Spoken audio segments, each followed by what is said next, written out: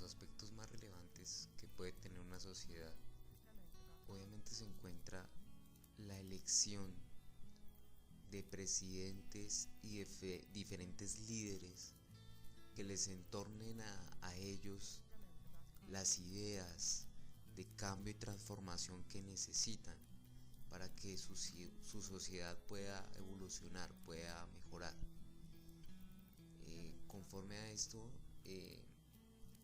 es imprescindible que esa Colombia en tinieblas también aborde este tipo de temas, porque de una u otra manera, dentro de las cuestiones políticas, dentro de las cuestiones del poder, se encuentran bastantes cosas ocultas, misteriosas, tal vez no tan místicas como en la noche, pero sí que generan ese misterio, que generan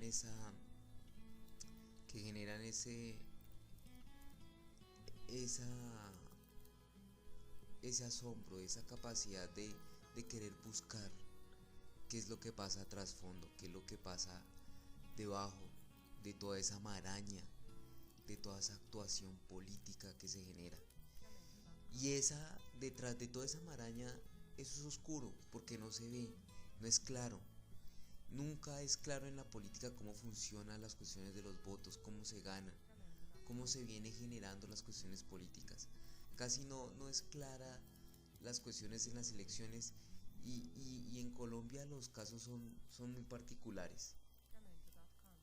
Para este capítulo 4 nos vamos a enfocar en las tinieblas en las elecciones presidenciales, pero principalmente en este capítulo de 1833 a 1900. En los siguientes capítulos iremos estudiando los siguientes años. Para esta primera parte, que es donde digamos inician las elecciones en Colombia y viene el inicio del siglo XX, lo primero que se debe decir es que las primeras elecciones que se realizaron en el país fueron en 1833. Unas elecciones muy particulares porque pues habían dos candidatos, Francisco de Paula Santander y Joaquín Mosquera. Sin embargo, obviamente toda la población votante iba a votar por Francisco de Santander, y pues obviamente fue el ganador con 1012 votos contra 121 votos que obtuvo Joaquín Mosquera. Esta contienda fue tan fraterna que Joaquín Mosquera terminó siendo vicepresidente. Entonces, digamos, en esta primera contienda no se evidencia como tal una, digamos, una cuestión que sea vetada o que no sea acorde a un sistema parlamentario, a un sistema democrático. Se comporta de una manera normal y pues es un buen inicio, por decirlo así. Sin embargo, en las siguientes elecciones, cuando ya queda de presidente en 1837 José Ignacio Márquez, empieza una represión política por parte del partido ministerial, que pues vendría a ser a futuro el partido conservador, hacia los opositores.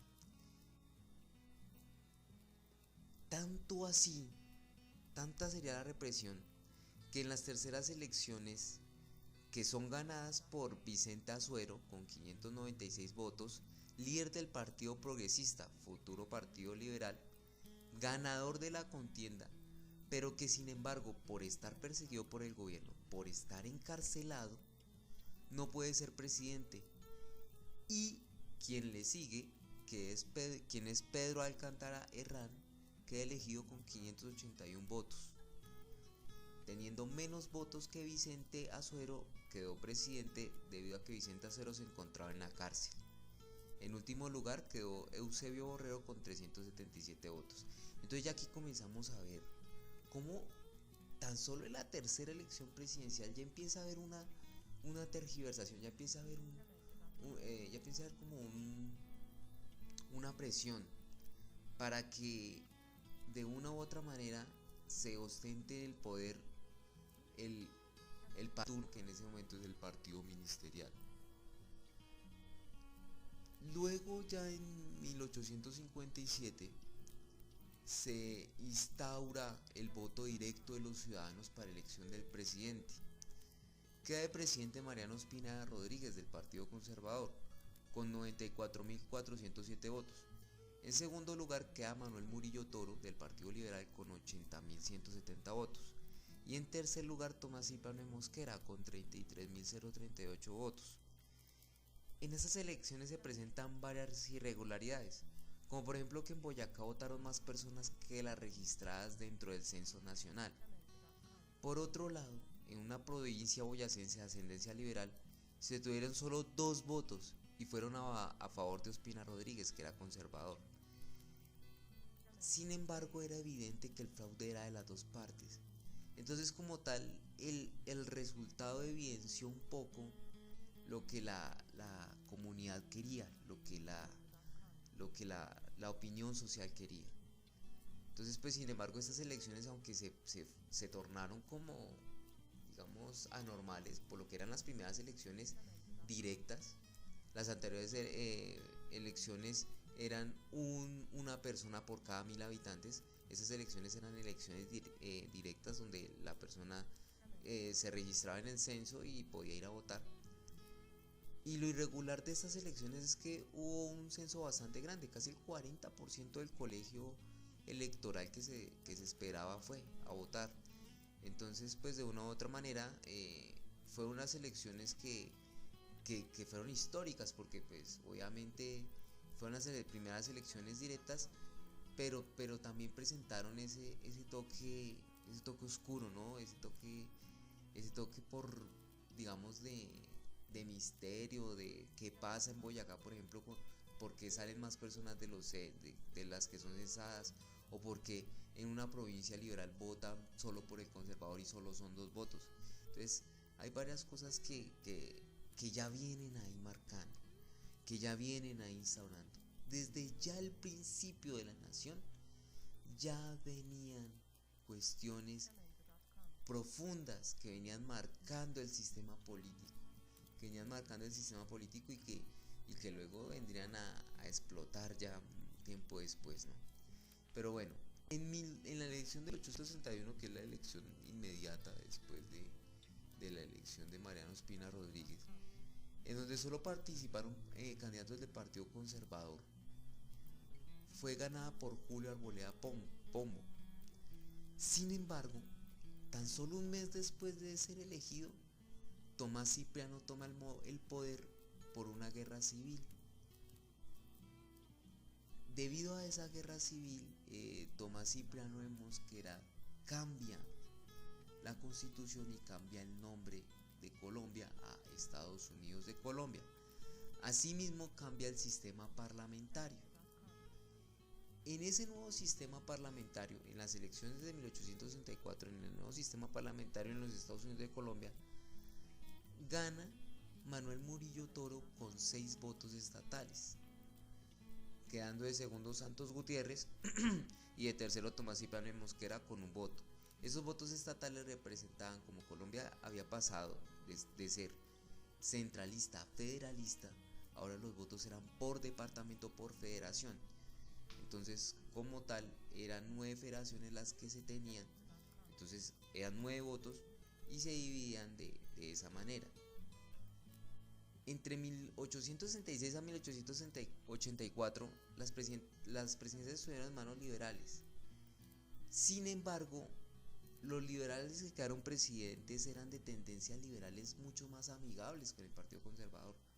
Obviamente ellos intentaron generar esa negociación con el Partido Conservador, y eso les sirvió mucho para ganarle a los radicales, que querían implementar medidas liberales de un sentido bastante radical, de una circunstancia bastante profunda. Sin embargo, pues estos liberales de una manera más moderada, pues lograron llegar a la presidencia gracias al apoyo muchas veces de este Partido Conservador. Sin embargo, ya esa opresión también durante tantos años del Partido Liberal, casi unos 20, 25 años gobernando sin el Partido Conservador poder gobernar, estalló en una guerra civil entre 1884 y 1885 que terminó generando también un concepto, terminó también generando una medida en los liberales para que se pudiera crear una nueva constitución. Y en 1886 se genera una nueva constitución como presidente Rafael Núñez, en donde se vuelve a cambiar otra vez el sistema electoral, se vuelve a cambiar otra vez las cuestiones del nombre de la nación. Ya no es Estados Unidos de Colombia, pasa a ser República de Colombia. No se había llamado hasta ese momento República de Colombia, hasta 1886 se establece como República de Colombia. Ya no votan solo las 9 provincias, sino ya puede votar una persona por cada 1000 habitantes, como era en 1853. Y pues en esas elecciones en 1892 ganó Rafael Núñez con 2075 votos del movimiento nacionalista contra Marcelino Vélez del Partido Conservador, que obtuvo 509 votos en la contienda. En las últimas elecciones en 1898 se termina el siglo XIX con un partido liberal abrumado por las derrotas en las diferentes guerras civiles que hubieron entre 1884 y 1894. El Partido Conservador queda en el poder, termina en el poder con Manuel Antonio San Clemente y una crisis política por venir, porque pues de todas maneras siempre el Partido Liberal también había quedado bastante golpeado después de las guerras civiles, y esto es lo que va a ser un determinante circunstancial en lo que se va a venir a llamar después la Guerra de los 1000 días, ¿no? Esto es lo que viene acá a ser detonante, todo este tipo de cosas, todo este tipo de opresiones que se dan entre el Partido Conservador y el Partido Liberal, termina generando esa Guerra de los 1000 días. Y es aquí donde uno ahonda y se da cuenta que en la historia en Colombia la guerra ha sido un factor muy determinante, ha sido un factor, pero que ha estado siempre, constantemente en la vida cotidiana de los colombianos. Llega uno a la triste conclusión de que en 300 o 400 años que llevamos digamos como nación, nunca hemos tenido paz. Siempre hemos estado en esas tinieblas de moral, en esas tinieblas de vida, en esas tinieblas de luz para ver que tenemos que ser más que simplemente carne de cañón, y tenemos que hacernos valer más que simplemente como un país que produce productos agrícolas y que está destinado a estar peleando contra la droga, a estar peleando contra el narcotráfico para que otros países puedan vivir mejor. Creo que en este análisis de estos primeros años, es claro que en las elecciones presidenciales hay un veto, hay unas tinieblas muy grandes que envuelven todo este tipo de contiendas. Y es deber de nosotros, de los colombianos, esclarecer ese veto y ser cada vez más críticos frente a eso, ser cada vez más críticos frente a cómo las elecciones presidenciales se realizan, a cómo un presidente llega a ser presidente, a cómo el sistema electoral está eligiendo a los presidentes, a si verdaderamente el sistema electoral está representando a toda la población o si está representando solo a cierta parte y está discriminando a la población. Hay que revisar muchas cosas. Hay que revisar también el sistema político, de cómo se está planteando las cuestiones para los sistemas electorales, de qué manera se le está pidiendo a los presidentes el cumplimiento de lo que está prometiendo, de qué manera hay control sobre lo que se se está ofreciendo por parte del candidato y frente a lo que se presenta cuando el candidato llega a la presidencia o llega a obtener su curul o lo que sea de elección en este caso. Son diferentes cuestiones que quedan en veto, que quedan en tinieblas, y esperamos pues que se puedan solucionar y que los colombianos en próximas elecciones, o bueno, en esas elecciones, en las siguientes, en las que vengan, tengamos claridad de cómo los candidatos hacen su campaña y de qué es lo que están haciendo y de qué es lo que van a ofrecer y cómo va a ser el control a lo que van a ofrecer. De antemano vuelvo y les agradezco. Vienen otros 2 capítulos con este tema, porque pues es un tema bastante largo. Es un tema bastante largo porque pues en la historia es bastante complicado, digamos, uno analizar sin ser detallista en diferentes puntos. Eh, Vuelvo y les digo, estamos abiertos a comentarios, cualquier cosa, nos pueden escribir. Los invito a la página en Facebook Colombia en Tinieblas, y pues cualquier cosa, estamos a la orden, estamos pendientes de los comentarios, estamos compartiendo cosas también en Facebook.